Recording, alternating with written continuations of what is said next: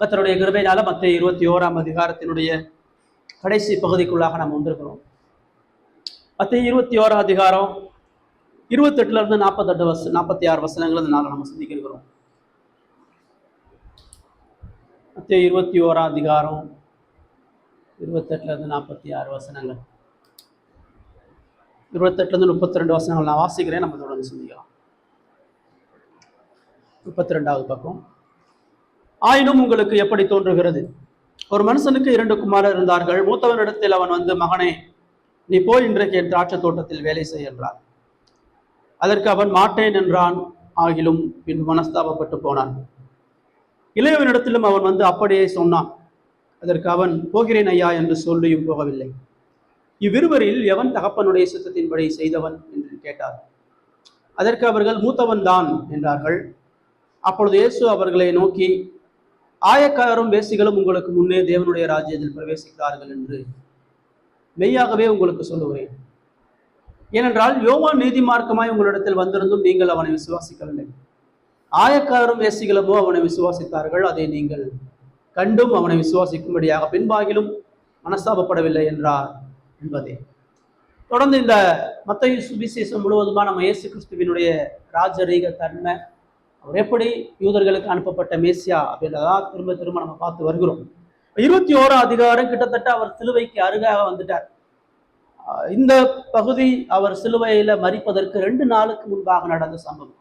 21ஆம் அதிகாரத்தினுடைய ஆரம்பத்தில் நம்ம பார்க்கும் பொழுது இயேசு எருசலேமில் கால் வச்சு வர்றார். எரிகோவை கடந்து எருசலேமில் வரும்பொழுது மக்கள் அவரை போற்றுறாங்க, புகழ்றாங்க. அவர் கழுதையில பவனி வரதை குறித்து சந்தோஷப்படுறாங்க.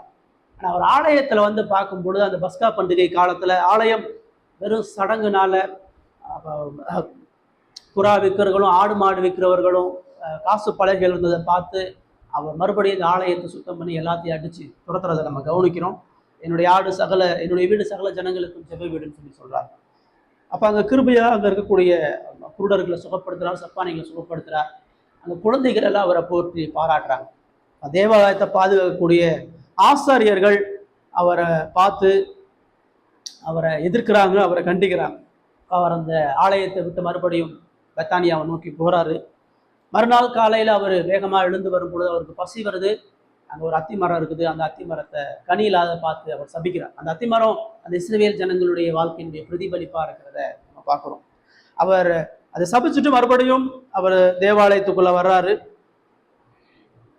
அங்க வரும் பொழுது அவரை மறுபடியும் கேள்வி கேட்கிறார். என்ன அதிகாரத்துல ஆலயத்துல நீங்க இவ்வளவு காரியங்களை செய்றீங்க? யாரும் உங்களை போதிக்க வரான்னு சொல்லி அவருடைய அதிகாரத்தை குற்றம் சாட்டி அவரை புறம்பாக்கலாம் அப்படின்னு சொல்லி அவங்க முயற்சி பண்றாங்க. அவர் தேவாலயத்தை அசுத்தம் பண்றாரு, அவர் மோசையினுடைய நியாய பிரமாணத்துல மதிக்கலன்னு சொல்லி அவரை கைது பண்ணலான்னு பாக்குறாங்க.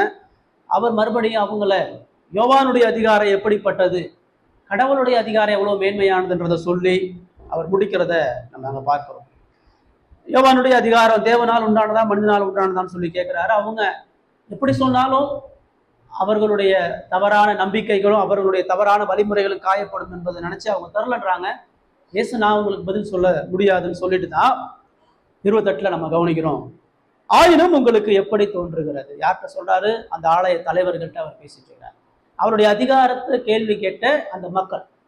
இப்போ இங்க 2 ஓமை 28 46 2 பிரதான ஓமைகள் சொல்றாரு. இதுல முதல் ஓமை கொஞ்சம் சிறிய ஓமை. இந்த ஓமையிலையும் அவருடைய அதிகாரத்தினுடைய மேன்மைகளை மறுபடியும் அவர் விளக்கப்படுத்த தான் எப்படிப்பட்ட அதிகாரத்தை கொண்டு இருக்கும்னு சொல்றதுதான் சொல்றார். இப்படி சொல்லும் பொழுது அங்க ஒரு சின்ன ஓமை. ஒரு தகப்பன் இருக்கிறான். அந்த தகப்பனுக்கு 2 குமாரன் இருக்கிறார். யூதர்களுக்கு இயல்பா திராட்சை தோட்டங்கள் நிலமும் இருக்கும். அப்ப தகப்பன் வந்து தன்னுடைய 2 குமாரர்கள்ல மூத்த குமாரனை அழைக்கிறான். ஏன்னா மூத்தவன் தான் பொறுப்புள்ளவன், மூத்தவன் தான் புத்திர சுவிகாரத்தை சுதந்திரத்தை உடையவன். அவனை கூப்பிட்டு சொல்றான், இன்னைக்கு திராட்சை தோட்டத்துல போய் நீ வேலை பாரு அப்படின்றான். தகப்பன் மகன்கிட்ட சொல்லக்கூடிய அளவுக்கு அவன் இருந்திருக்க கூடாது. அவன் அதிகாலையில எழுந்திரிச்சு தகப்பனுடைய வேலையை செஞ்சிருக்கான். அவன் வேலையை செய்யலை. தகப்பனே வாலண்டியரா வந்து நீ போய் தோட்டத்துல வேலை செய்ய அப்படின்றான். அப்ப அவன் முடியாதுன்றான். நான் போக மாட்டேன் அப்படின்றான். ஒரு தகப்பனுக்கு அது பெரிய அவமானம். நான் போக மாட்டேன் அப்படின்னு சொல்லிட்டு வெளியே போயிடறான். அதுக்கப்புறம் மனஸ்தாபப்படுறான். ஐயோ, அப்பாவுடைய அதிகாரத்தை, அப்பாவுடைய அன்புக்கு நம்ம துரோகம் பண்ணிருக்கோம்னு சொல்லி மனஸ்தாபப்பட்டு போய் வேலை செய்யறான். 2வது இளைய குமாரன்ட்ட வந்து அவனை சொல்றான். மூத்த குமாரன் போல இளைய குமாரன் வந்து சொல்றான், நீ தோட்டத்துல போய் நீ வேலை செய்ய அப்படின்னு. இளைய குமாரன், ஐயா கட்டாயம் நான் போறேன், உங்க தோட்டத்துல வேலை செய்யறது நான் விருப்பப்படுறேன்னு சொல்லி அவன் சொன்னான். அதை சொல்லிட்டு அவன் போகல. இயேசு அந்த அதிகாரிகளை பார்த்து, இந்த இருக்கிற ஜனங்களை பார்த்து கேட்கிறாரு, இந்த 2 பேர்ல அந்த தகப்பனுடைய சுத்தத்தை செய்தவன் யார்? தகப்பனுடைய அதிகாரத்துக்கு கீழ்ப்படிந்தவன் யார்? தகப்பனை சரியா புரிஞ்சவன் யார்? அந்த தலைவர்கள் ரொம்ப தெளிவா சொல்றாங்க, மூத்தவன் தான். ஏன்னா மூத்தவன் போக மாட்டேன்னு சொன்னாலும் மனஸ்தாபப்பட்டு வேலையை செஞ்சுட்டான். 2வது வந்தவன் போறேன்னு மரியாதையா சொன்னாலும் அவன் போய் வேலை செய்யலை. அதனால மூத்தவன் தான் அப்படின்னு சொல்லி சொல்றார். அப்ப இயேசு அவர்களுடைய பதிலை வைத்தே சொல்றாரு, இப்படிதான்பா ஆயக்காரனும் வேசியையும் நீ புறம் தள்ளுற, அவர்கள் துன்மார்க்கமா இருந்தாலும் மனம் திரும்பி தேவராஜ்யத்துக்குள்ள போயிட்டான். இதுதான் யோவான் சாரன் உனக்கு சொன்னான். ஆனா நீ ஆயக்காரனும் வேசியும் மனம் திரும்பதை பார்த்தும் கூட நீ தேவனுடைய ராஜ்யத்துக்குள்ள நீ போல அவரை விசுவாசிக்கல, யோவானுடைய ஊழியத்தை நீ நிராகரிச்ச அப்படின்னு சொல்லி அவர் சொல்லி முடிக்கிறார். இந்த சிறிய ஊமையில நம்ம பார்க்க வேண்டிய மிக முக்கியமான ஒரு காரியம், இதை யூதர்களுக்கு சொல்லலாம். யூதர்களுக்கு ஒரு தகப்பனுக்கும் மகனுக்குமான உறவுகள் நல்லா தெரியும். ஒரு தகப்பனுடைய எல்லா வாக்கு தத்தங்களுக்கும் புத்திர சுவிகாரத்துக்கும் மகன்கள் தான் பொறுப்பு. அதில் மூத்த மகன் தான் பொறுப்பு. இப்போ மூத்த மகனுக்கு தான் அந்த திராட்சை தோட்டம் அப்பா இறந்த உடனே கிடைக்க போது முக்கியமானது, அது அவனுடைய பிரதானமான சொத்து. இப்போ அதில் அவன் வேலைக்கு போய் செய்ய அப்படின்னு சொல்லும் பொழுது இந்த ஊமையில 2 பேருமே யோக்கியம் கிடையாது. 2 பேருமே தகப்பனுக்கு கீழ்ப்படியாதவர்கள் எதிராக தான் இருக்கிறார். ஆனால் இங்கே விஷயம் யார் மனம் திரும்பினான்றதான் விஷயம், யார் மனஸ்தாபப்பட்டான் அப்படின்றதான் விஷயம். 28 - 32 பார்த்த இந்த முதல் ஓமை நமக்கு ஒரு 4 பாடங்களை சொல்லு. ஒவ்வொரு டீட்டெயிலாக பார்க்குறோம். முதல் விஷயம் இது என்ன சொல்லுது அப்படின்னு சொன்னா, பாவ சுபாவத்துல தொடர்ந்து வாழாதுன்னு சொல்றாரு. அந்த அதிகாரிகளுக்கு என்ன சொல்றாரு, உனக்கு வெளிச்சம் கொடுக்கப்படுது, உனக்கு என்னுடைய அதிகாரம் தெரியுது, என்னுடைய உபதேசம் தெரியுது, நான் யாருன்னு ரொம்ப தெளிவா தெரியுது, நீ தெரிந்தும் மனம் திரும்பாம இருக்கிற, இது ரொம்ப ஆபத்தான. அவர் தனது மரணத்துக்கு முன்னாடி தேவாலயத்துல அந்த தலைமைத்துவத்தில் உள்ள நபர்களுக்கு இறுதியான ஒரு எச்சரிக்கை சொல்றாரு. உன் வாழ்க்கையில மனஸ்தாபப்பட்டு நீ மனம் திரும்பலன்னு சொன்னா அது மிகப்பெரிய அழிவுல வரும். மனம் திரும்பலன்னு சொன்னா மாண்டு போயிடும். தான் இந்த பிரசங்கத்தினுடைய தலை. இந்த 2 ஓமைகளை தான் சொல்லும். உனக்கு மனம் திரும்பலன்னா உனக்கு அழிவு இருக்குது. சரிங்களா? அதுல முதல் ஓமையில அப்ப 28 - 32 அவர் என்ன சொல்றாருன்னா, பாவத்துல தொடர்ந்து வாழாதாங்க. அதுல முதல் விஷயம் ஏன் தொடர்ந்து வாழாத. இப்ப தகப்பன் சொல்றதுக்கு முன்னாடியே போய் வேலை செஞ்சிருக்கணும். அவங்க வளர்ந்த பெரிய குமாரர்கள், அவர்களுக்கு நிலம் இருக்குது, நிலத்துல வேலைக்காரங்க இருக்கிறாங்க, அவங்கள போய் அவங்களோட சேர்ந்து வேலை செஞ்சு அவங்கள மேற்பார்வை பண்றது தான் இந்த பிள்ளைகளுடைய வேலை. இவங்க நியாயமா போல வேலை செய்யல, எந்த கணத்தையும் சம்பாதிக்கல, ஆனால் தகப்பன்ட்டு இருந்து எல்லா நன்மையும் பெற்றுக்கொண்டு வீட்டில் சந்தோஷமா இருக்கிறான், குசிப்பும் குடிப்புமா இருக்கிறான். இப்ப தகப்பன் எச்சரித்து சொல்றான், இன்னைக்கு நீ போய் தோட்டத்துல வேலை பாரு அப்படின்னு சொல்றான். அது அவனுக்கு கொடுக்கப்பட்ட வெகுமானம், ஒரு பெரிய ஸ்லாக்கியம். சந்தோஷத்தோட போய் இருக்க வேண்டியவன் அந்த மூத்த குமாரன் தான் மிகுந்த பொறுப்போடு கவனத்தோடு அடுத்த பிள்ளைகளுக்கு வழிநடத்தலாம் இருந்திருக்கணும். ஆனா அவன் மூச்சுக்கு முன்னாடி தகப்பனை பார்த்து என்ன சொல்றான், முடியாது, போக மாட்டேன் அப்படின்னு சொல்றான். மாட்டேன்னு சொல்றான். தகப்பனுக்கு முன்னாடி மகன் மாட்டேன் அப்படின்னு சொன்னா, நீ எல்லாம் ஒரு ஆளே கிடையாது, உன்னையெல்லாம் நான் மதிக்கிறதே இல்லை, நீ சொல்லி நான் கேட்கணுமா அப்படின்னு சொல்றான். முதல்ல இந்த பகுதியில நம்ம என்ன பார்க்கணும்னு சொன்னா, அந்த மூத்த மகனுக்கு தான் செய்யக்கூடிய தவறு எவ்வளவு பெருசுன்னு தெரியும். அதாவது மாட்டேன்னு அவை தனக்கு கீழே இருக்கக்கூடிய அடிமைக்கு சொல்லலை, மாட்டேன்னு சக நண்பனுக்கு சொல்லலை, மாட்டேன்னு அவனை பெற்று வளர்த்து அவனை நேசிச்சு அவனுக்கு தோட்டத்தை கொடுத்த அந்த தகப்பனை பார்த்து சொல்றான். ஆண்டவர் இந்த ஓமை அவர்களுக்கு சொல்லும் பொழுது அவர்கள் செய்யக்கூடிய அந்த மனக்கடினம் உள்ள அந்த இருதயமும் அவர்கள் கிறிஸ்துவினுடைய அதிகாரத்தை உபதேசித்து இருக்கக்கூடிய பாவம் என்பது அது இயேசுவை அவங்க எதிர்க்கல, அவர்கள் வணங்குகிற பரிசுத்த தேவனை எதிர்க்கிறார்கள். பரிசுத்த தேவனுக்கு எதிராக அவர்கள் தொடர்ந்து வேலை செய்ய முடியாது, கீழ்ப்படிய முடியாது, பரிசுத்தம் அடைய முடியாது அப்படின்னு சொல்றாங்க. ஆனா இந்த மூத்த குமாரர்கள் ஆண்டவர் யாரோட ஒப்பிடுறாருன்னா, ஆயக்காரனோட வேசிகளோட ஒப்பிடுறார். இந்த யூத மக்கள் அந்த ஆயக்காரனையும் வேசிகளையும் நரகத்துக்கு தான் பாக்குறாமா. இவன் ஒரு பொழுதும் கடவுளால ரட்சிக்கப்பட முடியாது, இவர்கள் ரொம்ப துன்மார்க்கமா அசுத்தத்துல வாழ்றதுனால இவர்கள் ஆக்கினையில தான் போய் முடிவாங்கன்னு சொல்றாங்க. ஆனா யோவான் மனம் திரும்பு அப்படின்னு சொல்லி முழு இஸ்ரவேலையும் பார்த்து சொன்னான். இந்த மத தலைவர்களையும் அந்த விபச்சார ஆயக்காரர்களையும் பார்த்துதான், நீ ஆலயத்தை வச்சிருக்கிற, எல்லா நன்மையான காரியங்களை பெற்றிருக்கிற, புறஜாதியானுக்கு பக்தி உள்ளவனா காட்டிட்டு இருக்கிற, ஆனா நீ மனம் திரும்ப வேண்டியது நீ தான் கடவுளுடைய நீதிக்கும் கோபத்துக்கு எதிராக இருக்கிற, கடவுளுடைய பரிசுத்துக்கு எதிராக இருக்கிற, நீ தான் மனம் திரும்பணும். அப்ப யாரு முதல்ல போனா? இந்த ஆயக்காரர்கள் தான் முதல்ல போனா. இந்த ஆயக்காரர்களும் வேசிகளும் போய் யோவானுடைய பிரசங்கத்தை கேட்டு மனம் திரும்பி தங்க பாவத்தை அறிக்கையிட்டு யோவானால அவர்கள் ஞானஸ்தானம் பெற்றார்கள். இப்ப இயேசு அதை மைண்ட்ல வச்சுதான் முதல்ல அவர் சொல்றாரு, அந்த 2 பிள்ளைகள்ல அந்த மூத்த குமாரன் துணிகரமா நிராகரிச்சு பாவம் செஞ்சது போல, அந்த யூத கூட்டத்துல அந்த ஆயக்காரனும் அந்த வேசியும் துணிகரமா பாவம் செய்யணும். அவன் பாவத்தை மறைக்கல, அவன் பாவத்தை மறைச்சு வஞ்சகமா வாழல. இந்த பரிசேயர்களை போல மத வேஷத்தை போட்டு ஆலயத்துல துன்மார்க்கமா இல்லை, அவன் அயோக்கியன், அவன் திருடன், விபச்சாரக்காரன், அவன் மோசமானவன்றதை ஒத்துக்கிறான். ஆனா யோவான் வந்து எச்சரிக்கப்படும் பொழுது அவனுடைய பாவம் அவனை சார்ந்தது அல்ல, ஏதோ அவனுடைய வாழ்க்கையினுடைய அழிவு கிடையாது, ஏதோ அவன் செஞ்ச பாவத்துக்கான விளைவுகள் அவன் சம்பாதிக்கிறதுன்றது அல்ல, அவன் செய்கிற ஒவ்வொரு பாவமும் அவனை படைத்த தேவனுக்கு எதிரானது, பரிசுத்த தேவனுக்கு எதிரானதுதான் பாவம்ன்றதை உணர்ந்தனாலதான் அவன் மனம் திரும்புதலுக்கு வந்தான். இப்ப இந்த ஆசாரியர்களுடைய பெரிய பிரச்சனை, அவங்க குமாரனை எதிர்க்கல, குமாரனுடைய அதிகாரத்தை எதிர்க்கல, அவர்கள் ஆராதித்து தொழுது கொள்கிற பரிசுத்த தேவனை எதிர்க்கிறார்கள். ஏன்னா இயேசுவினுடைய அதிகாரம் பிதாவாகிய தேவனால கொடுக்கப்பட்டது. இயேசு கொடுக்கப்பட்ட அதிகாரம் எல்லா வகையிலும், அவருடைய வாழ்க்கை, அவருடைய உபதேசம், அவருடைய எல்லா செயல்களிலும் அவர் தேவனால அனுப்பப்பட்டவர் என்பதற்கு நிரூபணமா இருக்கிறது. அப்ப அவரை நிராகரிக்கிறது என்பது பரிசுத்த தேவனுக்கு எதிராக.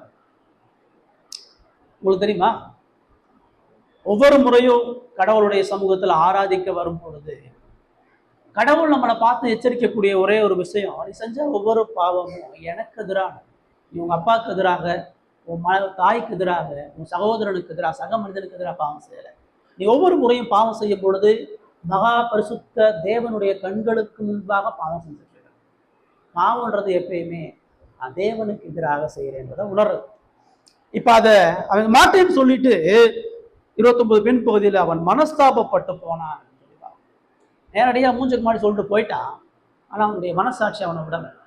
அவன் செஞ்ச பாவம் அவனை உருக்குலைத்து, ஐயோ இவ்வளோ நாள் வளர்த்த இந்த தகப்பனுக்கு, இந்த தகப்பனுடைய அன்புக்கு இவ்வளோ நாள் பாராட்டி சீராட்டி வளர்த்த இந்த தகப்பனுடைய மூஞ்சிக்கு எதிராக நம்ம துரோகம் பண்ணிட்டோமே, குற்ற உணர்ச்சியில மனஸ்தாபப்பட்டு துக்கப்பட்டு தகப்பன்ட்ட போற, மனஸ்தாபப்பட்டு துக்கப்பட்டு திராட்சை தோட்டத்துக்கு போறான். போய் அங்க வேலை செய்யறான். ஏன்னா அவன் போய் மறுபடியும் போய் தகப்பனுடைய முகத்தை பார்க்க விரும்பல. அவன் செஞ்ச தவறுக்கு அவன் எவ்வளவு அழுது புலம்புனாலும் தகப்பனை காயப்படுத்தின காயம் தீராது. தகப்பனை வேணான்னு அவமானப்படுத்திட்டு மறுபடியும் தகப்பனுடைய கால்களுக்கு போல, ஆனா தகப்பனுடைய சித்தத்தை செய்வதற்கு அவன் போறான். இந்த ஓம 2வது ஆண்டவர் என்ன சொல்றாரு சொன்னா, நீ செய்யற பாவம் தேவனுக்கு எதிரானது அப்படின்றத உணராதனாலதான் ஆண்டவர் அங்க என்ன சொல்றாரு அப்படின்னு சொன்னா, உன்னுடைய பாவம் ஆழமான துக்கத்தையும் மனஸ்தாபத்தையும் தேவனுக்கு எதிராக கொண்டு வரணும்னு சொல்லி சொல்றாரு. பாவத்துல தொடர்ந்து வாழாதான் அந்த பரிசேயர்களுக்கு அவர் சொல்லும் பொழுது அவர் என்ன பிரதானமா சொல்றாரு அப்படின்னு சொன்னா, கடவுள் ஒவ்வொரு பாவிக்கிட்டையும் மனஸ்தாபத்தையும் பாவத்தை குறித்த துக்கத்தையும் எதிர்பார்க்கிறார். மனம் திரும்புதல் எப்போ வரும்னு சொன்னா, எப்போ ஒருத்தன் உண்மையாகவே கடவுளோட ஒப்புரவாகுவான்னு சொன்னா, பாவம் கடவுளுக்கு எதிரானது ஒன்றது மாத்திரமல்ல, அதை குறித்து துக்கம் ஏற்படும். இப்போ உனக்கு அது ஏற்பட்டுச்சு. அவன் ஏற்பட்டு அவன் ஏன் போய் தாக்கத்துல வேலை பண்ணான்னா அவனுக்கு துக்கமும் மனஸ்தாபமும் இருந்துச்சு. ஐயோ நான் தகப்பனை காயப்படுத்துறது மாத்திரமல்ல, என்னுடைய வாழ்க்கையவே நான் அழிச்சிட்டேன், தகப்பனுடைய அன்புக்கும் இரக்கத்துக்கும் மன்னிப்புக்கும் எதிராக துரோகம் பண்ணிட்டேன்றதை அவனை துக்கப்படுத்தி அவன் இருதயத்தை உடைச்சி அவனை கொண்டு போச்சு. இந்த பரிசேயர்களுக்கு இந்த துக்கமும் இல்லை, இந்த மனஸ்தாபமும் இல்லை. காரணம், அவர்களுடைய பாவத்தை குறித்த உண்மையாகவே எப்படிப்பட்ட பாவத்தை செய்கிறோம் என்கிற உணர்வும் சிந்தையும் இல்லாதவர்கள். மனம் திரும்புதல் அப்படின்னா உண்மையாகவே அறிக்கையிடுறது மாத்திரம், வாரந்தோறும் பாவம் பண்ணிட்டு வாரந்தோறும் பாவத்தை அறிக்கை செய்வது, வாரந்தோறும் இப்படி பண்ணி நாங்கள் இப்படிலாம் பண்ணிட்டோம் இன்ஃபர்மேஷன் கொடுக்குறது இல்லை. மனம் திரும்புதல் இருதயத்தை முதல் உடைங்க. மனம் திரும்புதல் இயேசுவினுடைய பாதத்துல கண்ணீரா ஊத்தணும். மனம் திரும்புதல் அவர் எவ்வளவு காயப்பட்டிருக்கான்றத வழியை நம்ம சுமக்கணும். இயேசு எப்படி கடந்த முறை மனதுருக்கத்துல அந்த பாவியினுடைய வழியை சுமக்கிறாரோ, மனம் திரும்புதல்ல கடவுளுடைய வழியை நம்ம சுமக்கிறோம். கடவுள் எப்படி நம்மளுடைய பாவத்தினால துக்கப்படுறாரு, கண்ணீர் வடிக்கான்றதை உணர்ந்து கடவுளுடைய சொந்தத்துல மனஸ்தாபப்படுறோம். ஏசுந்தோம் மேல அந்த வரிசையில் எதிர்பார்க்கிறோம். உனக்கு பாவத்தினுடைய ஆழமும் தெரியல, அதனால நீ ஏற்படக்கூடிய துக்கத்தை நீ கொண்டு நிறைய நேரம் நான் மனம் திரும்பிட்டேன், நான் சுத்திகரிக்கப்பட்டுட்டேன், நான் பாவத்தை அறிக்கை மேம்போப்பாக்க சொல்லிட்டு ஏதோ ஜபம் பண்ணி ஏதோ ஜபத்துல பாவத்தை சொன்னால கடவுள் மன்னிச்சிட்டான்னு நினைக்கிறோம். உண்மையான மனம் திரும்புதல் என்பது அது ஆழமான துக்கத்தோட, அதுல இருந்து மீளணுன்ற வைராக்கியத்தோட, அதை இனிமே செய்யவே கூடாதுன்ற வாஞ்சையோட, அது எவ்வளோ பெரிய அழிவை எவ்வளோ பெரிய அவமானத்தை குடும்பத்துக்கும் கடவுளுக்கும் ஏற்படுதுன்ற உணர்வோட வருகிறது தான் உண்மையான மனஸ்தாபம். அது சகைக்கு வந்துச்சு, அவன் துக்கப்பட்டான். அது விபச்சார ஸ்திரீக்கு வந்துச்சு, அவன் கண்ணீரை விட்டு கதறி அழுதான். அது யாக்கோபுக்கு வந்துச்சு, அது தாவீதுக்கு வந்துச்சு. உங்களுக்கு வந்துச்சா? உண்மையாகவே கடவுள் உங்களுக்கு மனம் திரும்புதலை கொடுத்துருக்காருன்னு சொன்னா எந்த மனஸ்தாபம் உங்க வாழ்க்கையில் நடைபெற்றிருக்கிறது, எந்த பாவத்தை குறித்து துக்கம் நடைபெற்றிருக்குது. இப்ப அவர் அந்த 2வது குமாரனை குறித்து சொல்லும் பொழுது, அவனை போய் வேலைக்கு போய் இடத்துல வேலை செய்யணும்னு சொன்னா 30 வசனத்துல போகிறேன் ஐயா அப்படின்னு சொல்லி சொல்றான். கட்டாயம் போறேன், ஐயோ எனக்கு அதை விட வேற வேலை என்ன இருக்குது அப்படின்னு சொல்லி அவன் சொல்றான். அவன் போகிறேன்னு சொன்னான், ஆனா அவன் போகலன்னு சொல்லி சொல்றான்.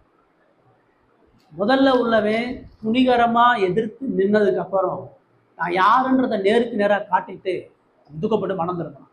ஆனா 2வது உள்ளவன் வெளியே தன்னை கீழ்ப்படுகிற மகனா காட்டுறான், வெளியே தகப்பனை நேசிக்க, அவனுடைய வார்த்தை சரியா இருக்கு, அவனுடைய உடல் பாவனை சரியா இருக்கு, அவனுடைய மரியாதை சரியா இருக்கு, அவனுடைய கணம் சரியா இருக்கு, எல்லாமே வெளியில இருந்து பார்க்கும்போது சரியா இருக்கிறான். ஆனா அவன் போகல. மூஞ்சுக்கு முன்னாடி எல்லா புகழையும் துதிகளையும் சொல்லி எல்லா மரியாதையும் சொல்லிட்டு நடைமுறையில் அவன் செயல்படுத்தலை, அவன் போய் கீழ்ப்படியலை.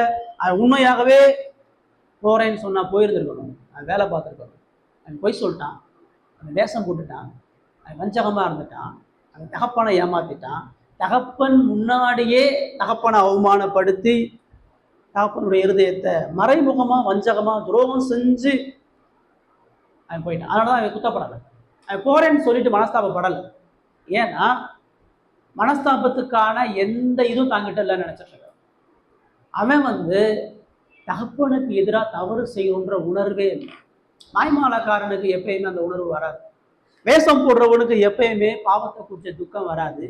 பாவம் கடவுளுக்கு எப்படிப்பட்ட காயத்தையும் துன்பத்தையும் ஏற்படுத்துகிற உணர்வு மாய்மாலக்காரனுக்கு வராது. அந்த அந்த அந்த 2வது குமாரன் என்கிட்ட தவறே நினைச்சிட்டேன். நான் தகப்பனை வேணும்னு நினைக்கிறேன், தகப்பனை ஆராதிக்க நினைக்கிறேன், தகப்பனை துதித்து நினைக்கிறேன். ஆனால் கீழ்ப்படுகிறதெல்லாம் கொஞ்சம் வெயிட் பண்ணி பார்க்கலாம், அது எனக்கு சாதகமாக இருந்தால் மட்டும் நான் கீழ்ப்படுகிறேன் அப்படின்ற ஒரு எண்ணத்தோடு வாழ்கிறவன் தன்னிடத்துல எந்த தவறும் இல்லைன்றவை மனந்திருக்கவே முடியாது. தன்னுடைய தவறுக்கு மற்றவர்களை காரணம் காட்டவே மனந்திருக்கவே முடியாது. தன்னுடைய பாவத்துக்கு சூழ்நிலைகளை முதன்மைப்படுத்துறவனுக்கு ஒரு பொழுதும் மனஸ்தாபம் வராது. தன்னிடத்துல எந்த குற்றமும் இல்லை, தான் நீதிமான், தான் சைடு எந்த தவறு இல்லைன்றவே ஒரு பொழுதும் மனம் திரும்பவே முடியாது. இது வந்து பரிசேயர்களுடைய பிரச்சனை. நாங்கள் கரெக்ட், நாங்கள் பக்தியில் இருக்கிறோம், நாங்கள் ஆலயத்தில் இருக்கிறோம், நாங்கள் பலி செலுத்துகிறோம், நாங்கள் தேவனுக்காக இருக்கிறோம், எங்கிட்ட பாவமே இல்லை, நாங்கள் சுத்தவான்களாக இருக்கிறோம், நாங்கள் உபவாசிக்கிறோம், நாங்கள் எல்லாம் பண்ணுறோம். நிறைய நேரம் நம்முடைய வாழ்க்கையில் மனஸ்தாபப்படாததுக்கு போவதற்கான காரணம் நாம நம்முடைய பாவத்தை கடவுளுடைய கண்ணில் பார்க்கறது. நாம நம்முடைய பாவத்தை சாதாரணமாக மற்றவனோட ஒப்பிட்டு அவனுக்கு நான் அந்த மூத்த குமாரனை போல என் தகப்பனை மாட்டேன்னு சொல்லலை, மூஞ்சுக்கு முன்னாடி அவமானப்படுத்தலை, கோபப்படுத்தலை, அமைதியாக போறேன்னு சொல்லிட்டு வந்துட்டேன். நான் என் தகப்பனை காயப்படுத்தாமல் வந்துட்டேன் நான் நினச்சிட்டு இருக்கிறேன். ஆனால் உண்மை தகப்பனை அதிகமாக காயப்படுத்தி துரோகம் செஞ்சது இந்த போறேன்னு சொன்ன 2வது குமார். தவறே இல்லைன்னு சொன்னனால அவனுக்கு மனஸ்தாபம் ஏற்படலை. அவன் மனஸ்தாபம் ஏற்படாதனால தகப்பனுக்கு வெளியே மகிழ்ச்சி சமாதானத்தை தேவை. தோட்டத்தில் வேலை பார்த்தா தான் நிம்மதியா?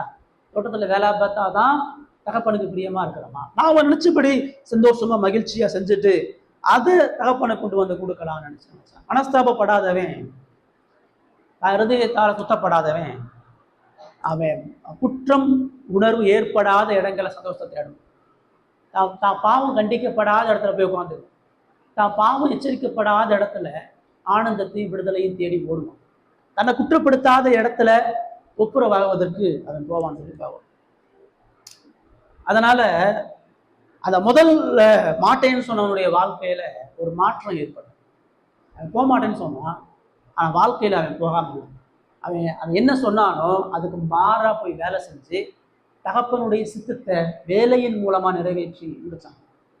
ஆனா ரெண்டாவது போறேன்னு சொல்லிட்டு அவன் போய் அதை செய்யல. முதல்ல இருக்கவனுடைய வாழ்க்கை மாறி போனதை பார்க்கணும். முதல்ல இருக்கவனுடைய வாழ்க்கையில தகப்பனுக்கு எதிரான துக்கம் அப்படின்றத அவன் உணர்ந்து, தகப்பனுக்கு எதிரான பாவன்றதை உணர்ந்து துக்கப்பட்டு மனஸ்தாபப்பட்டனால, தான் தவற உணர்ந்தனால மனம் திரும்பி கீழ்ப்படிஞ்சான். ஆனா ரெண்டாவது உள்ளவே என்கிட்ட தவறே இல்லைன்னு சொன்னனால, என்கிட்ட குற்றமே இல்லைன்னு சொன்னதுனால, தன்னுடைய குற்ற மனசாட்சி காயப்படாதபடி சந்தோஷத்தையும் மகிழ்ச்சியை அவன் தேடி போனனால அவன் வாழ்க்கையில் எந்த மாற்றம். எப்பப்பெல்லாம் தகப்பன்ட்ட வரானோ போறேன் செய்கிறேன், போறேன் செய்கிறேன், ஆனால் அவனுடைய வாழ்க்கையில ஒரு மாற்றமும். வாரந்தோறும் தகப்பன்ட்ட வர்றான், தினந்தோறும் தகப்பன்ட்ட வர்றான், அன்பா பேசுறான், தினந்தோறும் செய்கிறேன்றான், தினந்தோறும் மீறான்.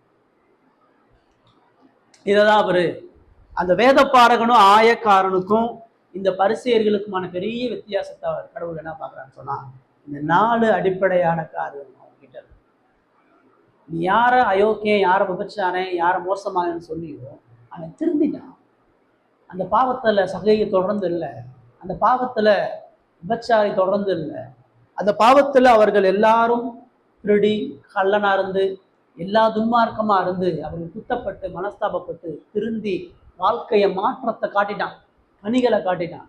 ஆனா நீ குற்றமே இல்லைன்ற, உன் செய்யற தப்போட அளவே தெரியல, அதனால நீ உன்னை நியாயப்படுத்துற, அதனால உன்னுடைய மனசாட்சி குற்றப்படாதபடி மற்ற காரியங்கள் ஈடுபடுற, மற்ற காரியங்கள் மூலமா, செயல்கள் மூலமா, சடங்கு மூலமா, பலிகள் மூலமா, ஆராதனையில பங்கு பெறுகிறது மூலமா, ஊழியம் செய்கிறதன் மூலமா உன் பாவத்தை மறைச்சு நீ கடவுளோட ஒப்புரவாக இருக்குன்னு நினைக்கிற. ஆனா உன் வாழ்க்கையில மாற்றம். இதனாலதான் உங்ககிட்ட எந்த மனமாற்றம் நடைபெறுதில்லை, எந்த மனஸ்தாபம் நடக்கிறதில்லை.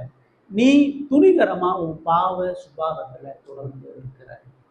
அப்ப இந்த ஓமையின் மூலமா அந்த ஆசாரியர்களுக்கும் அந்த தலைவர்களுக்கும் அவரை தான் சொல்றாரு. 32 கன்க்ளூஷன் தான் அவர் சொல்றாரு. யோவான் நீதி மார்க்கமாய் உங்களிடத்தில் வந்திருந்தும், இந்த நீதி என்னமா யோவான் உனக்கு சொன்னான்? யோவான் என்ன சொன்னா, நீ வேஷம் போடுற, நீ மனம் திரும்பு, உன்னுடைய உண்மையான துன்மார்க்கத்தை விட்டு வெளியே வா, தேவன் உன் மேல கோபமா இருக்கான்றத உணரு, மனஸ்தபப்படு, கண்ணீர் விடு, இருதயத்துல கடவுள்கிட்ட அறிக்கையிட்டு ஒப்புரவாகு, மாற்றம் உள்ள மனம் திரும்புதலுக்கு ஏற்ற கனியை வாயில பேசாது, உன் வாழ்க்கையை மாற்றி காட்டு, உன் வாழ்க்கையில தேவன் இருக்கான்ற வெளிப்படுத்தி நீ மனம் திரும்பன்றதை காட்டுன்றார். ஆனா நீங்க யாரும் அவங்கிட்ட போட, இந்த நீதியின் மார்க்கத்தை நீங்க நிராகரிச்சீங்க, நீங்க அவனை விசுவாசிக்கலன்றாரு. ஃபைனலா சொல்றாரு, ஆயக்காரரும் வேசிகளுமோ அவனை விசுவாசித்தார்கள். யோவான்ட்ட மனம் திரும்பி போனது, அந்த ஆயக்காரனும் அந்த வேசியும் எச்சரிக்கப்படும் பொழுது மனஸ்தாபப்பட்டான், எச்சரிக்கப்படும் பொழுது துக்கப்பட்டான், எச்சரிக்கப்படும் பொழுது பாவத்தை அறிக்கையிட்டு மனம் திரும்புதலுக்கு ஏற்ற கனியை கொடுத்தான். நீ அதை கண்டும் கூட அவனை விசுவாசிக்கும்படியாக பின்பாகிலும் மனஸ்தாபப்படவில்லை. இவ்வளவு காரியம் நடந்திருந்தும் கூட, யோவானுடைய ஊழியத்துல இவ்வளவு மாற்றம் நடந்திருந்தும் கூட நீ மனஸ்தாபப்படையே. யோவானுக்கு அடுத்து என்னுடைய ஊழியத்துல இதே மாதிரி எத்தனை சாட்சி நீ பார்த்த, எத்தனை நபர்கள் சுகமாகி போனாங்க, எத்தனை நபர்கள் மெய்யான மனஸ்தாபப்பட்டு குற்ற உணர்வோடு இருந்தவர்கள்லாம் விடுதலை பெற்று அவர்கள் ஒரு மாற்றம் உள்ள பரிசுத்த வாழ்க்கையை வாழ்ந்து கொண்டிருக்கிறார்கள். எவ்வளோ பேர் இப்போ ஆலயத்தில் உண்மையாக மனம் திரும்புதலோடு வந்தது. இதெல்லாம் பார்த்தோம். வாழ்க்கையில் என்ன மனஸ்தாபம்? அவருடைய அதிகாரத்தை கேள்வி கேட்ட அந்த அதிகாரிகளுக்கு அதான் சொல்றாரு, வாழ்க்கையில தொடர்ந்து துணிகரமாக பாவத்தை செய்து வாழாது. இன்னைக்கு ஆராதனைக்கு வந்திருக்கிற உங்களை என்னையும் பார்த்து தேவன் சொல்லக்கூடிய முதல் வேலை, உன் பாவ சுபாவத்தில் நிலைத்திருக்கா, பாவத்தை மேம்போக்கா கையாள, பாவம் கடவுளுக்கு எதிராக செஞ்சுட்டு இருக்கின்றதை மறக்காது. ஒவ்வொரு முறையும் நீ கடவுளை துரோகம் பண்ணி வாழ்ந்துட்டு இருக்க, கடவுளுக்கு முன்னாடி வேஷம் போடாது. நீ கடவுளுக்கு எதிரானதுன்னு தெரிஞ்சாதான் துக்கப்படுது, கண்ணீர் வடிப்பது, உண்மையான மனஸ்தாபம் உனக்குள்ள உருவாக. அந்த மனஸ்தாபம் தான் உன்னை கீழ்ப்படிதலை கொண்டு வரும். அந்த மனஸ்தாபம் தான் உனக்கு அறிக்கையிட சொல்லும். அந்த மனஸ்தாபம் தான் உண்மையாக மாற்றம் உள்ள ஒரு வாழ்க்கையை கொண்டு வரும். உங்க வாழ்க்கை மாறி இருக்கா? உங்க வாழ்க்கை உண்மையாகவே மனஸ்தாபப்பட்டு இருக்குதா?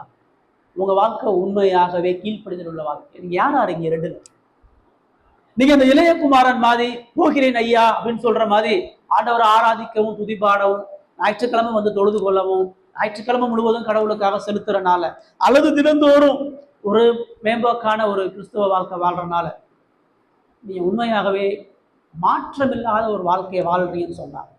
உங்க வாழ்க்கையில இயேசு எதையுமே மாத்தலன்னு சொன்னா, உங்க சுபாவம் புரட்டி போட்ட ஒரு வாழ்க்கையோட இல்லைன்னு சொன்னா, நீ உண்மையாகவே இன்னும் மனம் திரும்பலாம். நீ மனம் திரும்பதுக்கு ஒரே ஒரு வழி, மாற்றம் உள்ள கனிகளை கொடுக்கக்கூடிய வாழ்க்கை இருக்குதா? அது இல்லாம நீங்க செய்யற எல்லாமே வேஸ்ட்.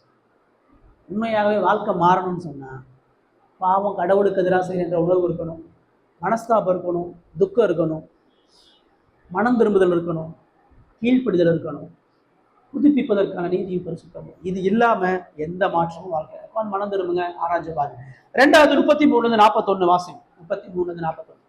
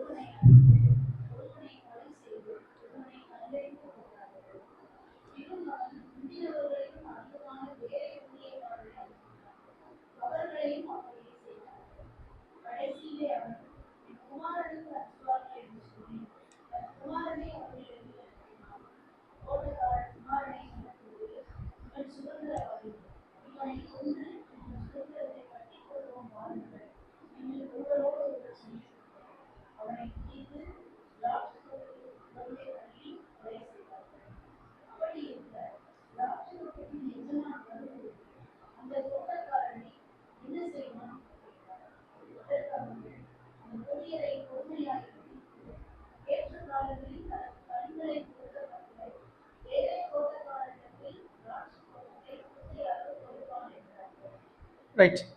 அந்த முதல் ஓமையே அவங்க தெளிவாக அவங்களுடைய பிரச்சனை என்ன, அவங்க என்ன செய்யணும், எப்படி ஒப்புரவாகணும்னு சொல்லிட்டார். ஆனால் அதை உணரல. அவங்க பதிலாம் சொல்றாங்க, யாரு அந்த தகப்பனுடைய சுத்தத்துக்கு சரி, மூத்தவன் தான், அவன் திருந்திட்டான்லாம் சொல்றாங்க. ஆனா அவங்க திருந்தலை, அவங்க அறிக்கிடல, அவங்க ஒப்புரவாகல. பாண்டவர் மறுபடியும் வேறொரு ஓமையை கேள்வி, இன்னும் தெளிவா நான் உனக்கு சொல்றேன், நீ யாருன்றதை இன்னும் தெளிவா நான் உனக்கு சொல்றேன், நீ என்ன செய்யறதை இன்னும் தெளிவா நான் உனக்கு சொல்றேன்ட்டு இன்னொரு ஓமையை சொல்றாரு. அதே மாதிரி ஓமை என்ன கொஞ்சம் எஸ்டாப்ளிஷ் ஆகும். அங்க ஒரு தகப்பன், 2 பிள்ளைங்க, திராட்சை தோட்டம். இங்க ஒரு பெரிய ஒரு திராட்சை தோட்டத்தினுடைய ஒரு எஜமான். அந்த எஜமான் அவன் ஒரு தோட்டத்தை கட்டி, அதுக்கு வேலி அடைச்சி, ஆலையை கட்டி, கோபுரத்தை கட்டி, எல்லா பாதுகாப்பையும் செஞ்சு குத்தகைக்காரனு கொடுக்குறான். மகன் கிடையாது, வேலை செய்யக்கூடிய குத்தகைக்காரர்கள். ஒரு பெரிய லேண்டை குத்தகைக்காரர்கிட்ட கொடுக்குறான். குத்தகைக்காரரை கொடுத்துட்டு அவன் புரதேசத்துக்கு போயிடறான், வெளியூருக்கு போய். அப்ப பாண்டு பண்ணுவாங்க, இத்தனை மாசம் நீ வேலை பார்த்தேன்னா இதுல வர பழத்துல உனக்கு 40%, எனக்கு 10%. அப்படி இல்லைன்னா நீ எனக்கு பணமா கொடுக்கணும், அப்படி இல்லைன்னா பழங்களா கொடுக்கணும், ஏதாச்சும் ஒரு ஒப்பீடு பண்ணி கொடுப்பான். இப்ப இங்க அந்த எஜமான் வந்து அந்த விளைச்ச பலன்ல கனிகளை அவன் கேட்டு ஒப்பந்தம் பண்ணி அவன் உடன்படிக்கை பண்ணி போறான். போயிட்டு நாள் ஆகுது, மாசம் ஆகுது, எந்த பலனும் வரல. அப்புறம் அந்த எஜமான் அங்க இருக்கிற வேலைக்காரங்களை அனுப்பி அந்த தோட்டத்தினுடைய பலனை கேட்டு அனுப்புறான். அப்ப அவங்க வேலைக்காரங்க வந்து அந்த குத்தகைக்காரனை பார்த்து சொல்றாங்க, என்னப்பா இவ்வளவு மாசம் ஆச்சு, நிலம் கொடுத்தாச்சு, எல்லாமே செஞ்சு கொடுத்தாச்சு, எங்க கனிகளை தரன்னு கேட்குறான். அப்ப அந்த குத்தகைக்காரங்க ஒருத்தனை அடிக்கிறாங்க, ஒருத்தனை கல்லறிறாங்க, ஒருத்தனை கொலை பண்றாங்க. செய்தியை போய் சொல்றாங்க. அப்ப அந்த எஜமான் மறுபடியும் இன்னும் நிறைய வேலைக்காரங்களை அனுப்புறான், எச்சரிக்கை பண்ணி. எல்லாரையும் அவங்க அடிச்சு கொன்னு அவமானப்படுத்துறாங்க. கடைசியா அந்த எஜமான் தன்னுடைய குமாரனை அனுப்புறான், என் மகனுக்கு பயப்படுறாங்கன்னு சொல்றான். அவங்க குமாரனை பார்த்துட்டு, இவன் தான் இந்த எல்லாத்துக்கும் சுதந்திரவாளியா இருக்கிறான், உரிமையாளராக, இவனை கொண்டுட்டோம்னா இனி எவனும் வரமாட்டான்னு சொல்லி கடைசியில் அந்த குமாரனையே அடிச்சு தோட்டத்துக்கு வெளியா போட்டுறாங்க. போட்டுட்டு இயேசு ஓமையை முடியலை. இயேசு ஓமையினுடைய முடிவை அந்த மக்கள்கிட்டே விடுறாரு. முதல் ஓமையில அவர் தெளிவா சொல்லிட்டாரு. இந்த ஓமையில இப்போ அந்த தகப்பன், அந்த எஜமான் என்னப்பா செய்யலாம், இவ்வளத்தையும் பண்ணி முடிச்சாச்சு, அவங்க அப்படி செஞ்சுட்டாங்க, இப்ப என்ன செய்யலாம்? அப்ப அவங்க தான் சொல்றாங்க, தலைவர் தான் சொல்றாங்க, அந்த குடியரை கொடுமையா அழிக்கணும், அவனை விடக்கூடாது. இவ்வளவு தூரம் நடந்தும் அவன் இந்த குமாரனை கொண்டு போட்டிருக்கானா அவனை கொண்டுட்டு வேற ஒருத்தனுக்கு தோட்டத்தை கொடுக்குறதான் சரி அப்படின்னு சொல்றான். இதுதான் இந்த ஓமையினுடைய முடிவு. அவர்கள் அந்த ஓமையை முடிக்கிறாங்க. இந்த ஓமையில் நம்ம என்ன கற்றுக்கொள்வோம்? முதல்ல நம்ம பாவ சுபாவத்துல தொடர்ந்து நிலைத்திருக்காதுன்னு சொல்லி அவர் என்று சொல்றாரு. 33-41 கடவுள் உனக்கு காண்பித்த அன்பை உணர்ந்து மனம் திரும்புன்னு சொல்லி சொல்றாரு. கடவுளுடைய அன்பை நீ ஆழமா உணரும் பொழுது மனம் திரும்ப கட்டாயம் நீ செய்தாகணுன்ற ஒரு காரியத்தை இங்க பிரதானம் சொல்றாரு. அந்த ஊமை எப்படி ஆரம்பிக்கிறார் பாருங்க. எஜமானன் தான் திராட்சை தோட்டத்தை உண்டாக்கலாம். பாலஸ்தீனால திராட்சை தோட்டங்கள் பெரும்பாலான விவசாய பூமி. அதுல விவசாயம், திராட்சை தோட்டத்தை விவசாயம் பண்ணுறது அவ்வளோ ஈஸி இல்லை. அங்கே பெரும்பாலும் பாறை கற்கள் தான் இருக்கும். அப்போ அவங்க அந்த கல்லெல்லாம் இடித்து அந்த நிலத்தை வாங்கி அதை சுத்தம் பண்ணி அதை உழுவதற்கு தயார் பண்ணி பெரிய தோட்டத்தை உண்டு பண்ணி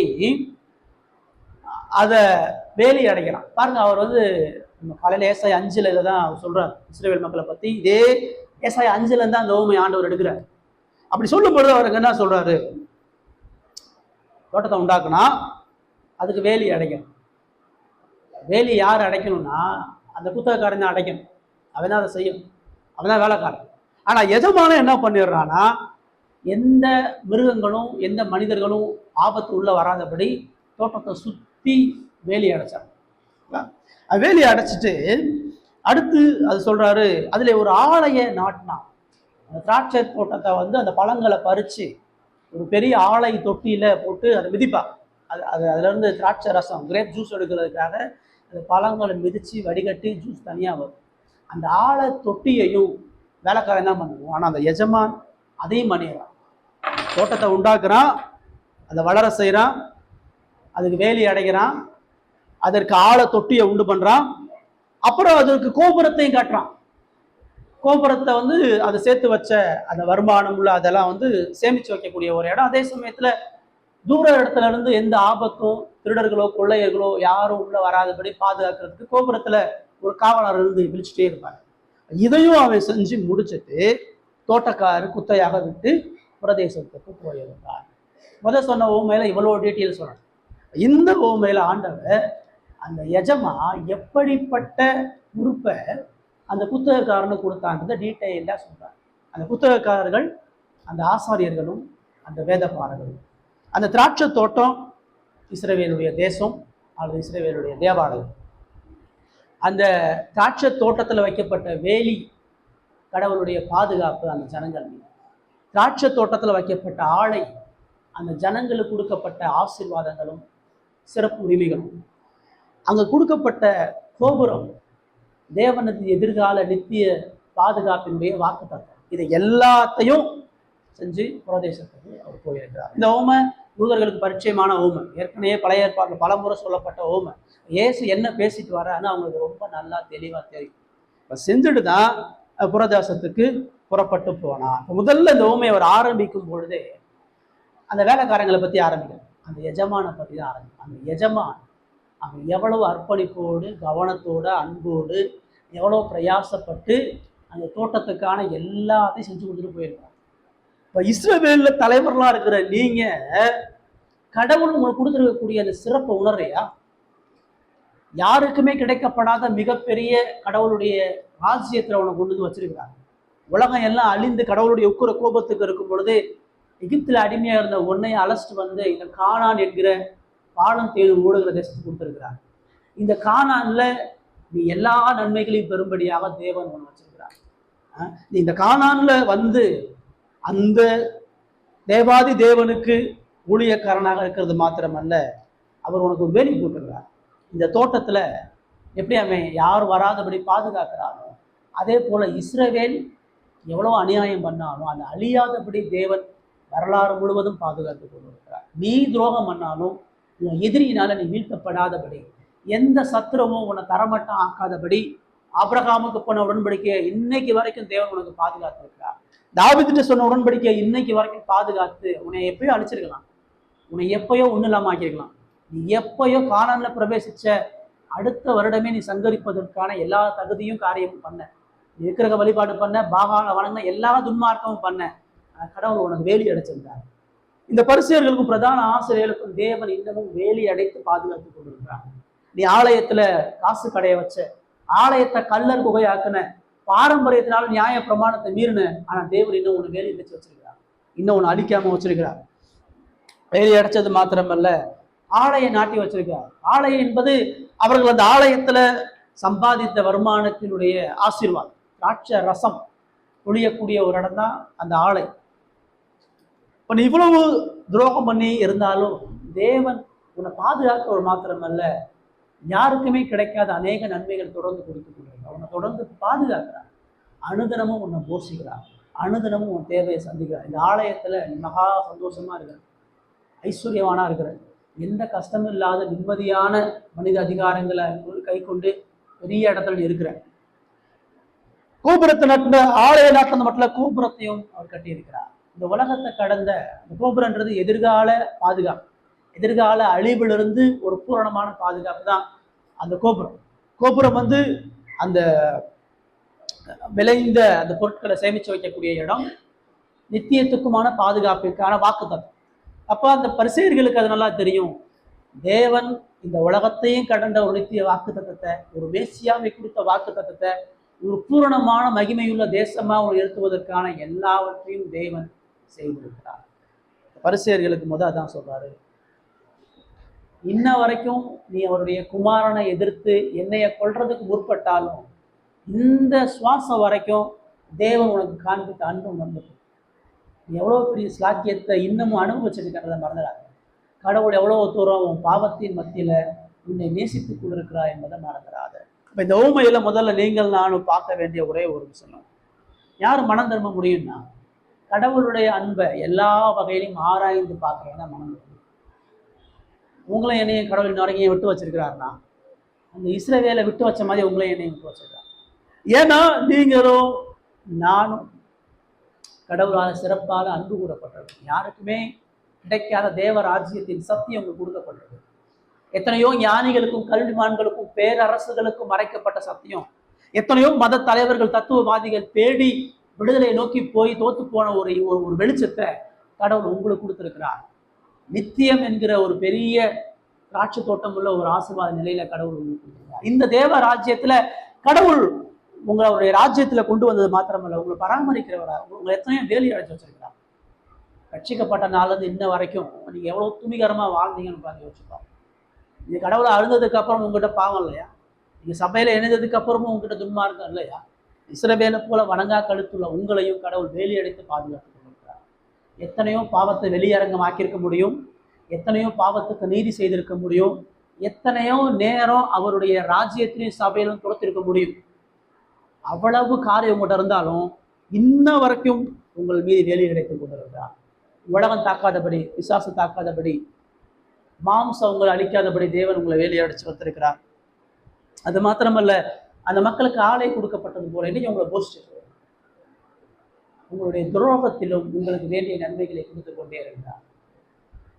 உங்களுடைய அவிசுவாசத்தின் மத்தியிலும் உங்களுடைய துணிகரமான கீழ்ப்படியாமையின் மத்தியிலும் இன்று வரை உங்களுக்கு வேண்டிய நன்மைகளை அவர் கொடுத்து கொண்டு அவர் துரோகிகளுக்கும் நன்மை செய்கிறது. நல்லோருக்கும் தீயோருக்கும் சூரியனை உதிக்க பண்ணிருந்தது போல உங்களுக்கு சிறப்பா பாதுகாப்பை கொடுத்துருக்கார். தேவைகள் சந்திக்கிறார், எல்லா வகையிலையும் நன்மைகளுக்கு. அது மாத்திரமில்ல, அந்த கோபுரம் கட்டப்பட்டது போல என்னுடைய எதிர்காலத்திலையும் அவங்க பூரணமான பாதுகாவலராக இருக்கிற என்ற வாக்கு தத்தங்களை கொடுத்துக்கிட்டேன்.